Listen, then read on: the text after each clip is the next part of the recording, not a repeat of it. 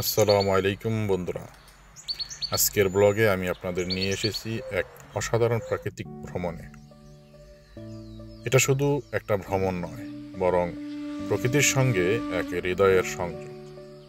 এখানে আছে কৃষি জমি, নদী, পাহাড়ের আঁকেবাঁকে লেক, সব মিলিয়ে এক অপূর্ব সৌন্দর্য।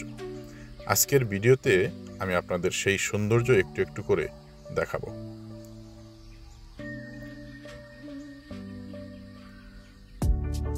প্রথমেই চোখে পড়ে বিস্তীর্ণ কৃষি জমি, মাঠ জুড়ে সবুজ ফসলের সারি।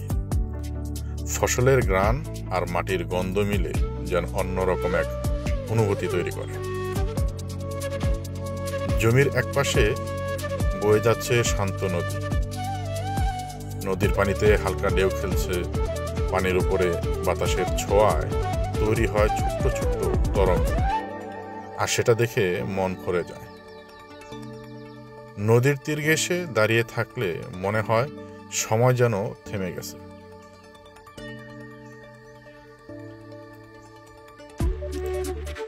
নদীটা আমি আপনাদের পরবর্তীতে দিয়ে দেব। নদীর ওপারেই বিস্তীর্ণ সবুজ বনাঞ্চল, বিশাল গাছের ছায়া, পাখির কিচিরমিচির ডাক, আর চারপাশে এক শান্ত পরিবেশ। সেই বনাঞ্চলের ভেতরে আছে এক প্রাকৃতিক পার্ক, যেখানে মানুষ ঘুরতে এসে প্রাকৃতির সান্নিধ্যে কিছু সময় কাটায়। এখানে দাঁড়ালে মনে হয় আপনি একেবারে অন্য এক জগতে চলে এসেছেন। নদীর কথা না বললেই নয়, এখানে দেখা যায় নৌকা চলাচল। আমরা যারা গ্রামে বড় হয়েছি, নদী আমাদের অনেক বেশি প্রিয়। দুপুরবেলা নদীর জলে সাঁতার কাটা আমাদের প্রতিদিনের রুটিন ছিল। অবশ্য এখানকার নদী আর আমাদের নদীর ভিতর বিস্তর ফারাক। নদীর এত কথা বলতেছি, কিন্তু আপনাদের এখনো নদী আমি দেখাতে পারতেছি না। যদি নদীটা দেখিয়ে দেই, তাহলে আপনাদের যে আকর্ষণ, সেই মূল আকর্ষণটাই চলে যাবে। বন্ধুরা, গ্রামীণ জীবনের সৌন্দর্য এতটাই বিশাল যে কয়েক মিনিটের সব কটা বলা সম্ভব নয়। আশা করি আজকের ব্লগ আপনাদের ভালো লাগবে। যদি ভিডিওটি ভালো লাগে, অবশ্যই লাইক করবেন, কমেন্ট করবেন এবং শেয়ার করবেন। আমি মূল আকর্ষণে চলে আসি। যে নদীর কথা আপনাদের বলেছিলাম, এখন আমরা সেই নদীর পাড়ে চলে যাব।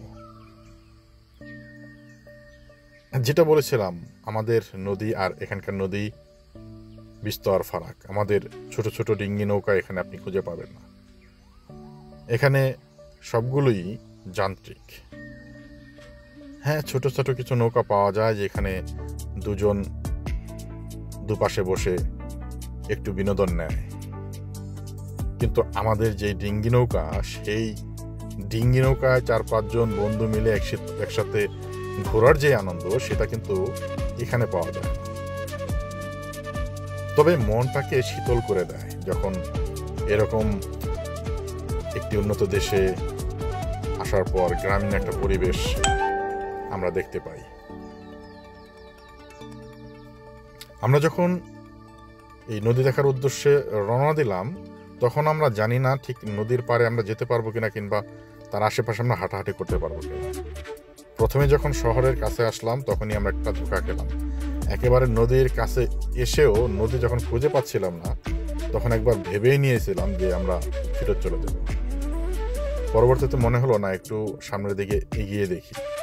তো আমরা আমাদের গাড়িটা রেখে যখন হাঁটা শুরু করলাম, তখন আমরা খুঁজে পেলাম এই নদী এবং কৃষি জমি। যতই সামনে গেলাম, ততই অবাক হলাম এবং ততই মুগ্ধ হলাম, এবং মনে হলো যে না, আজকের আমাদের এই জার্নিটা সফল হয়েছে, এই কষ্টটা কাজে লেগেছে।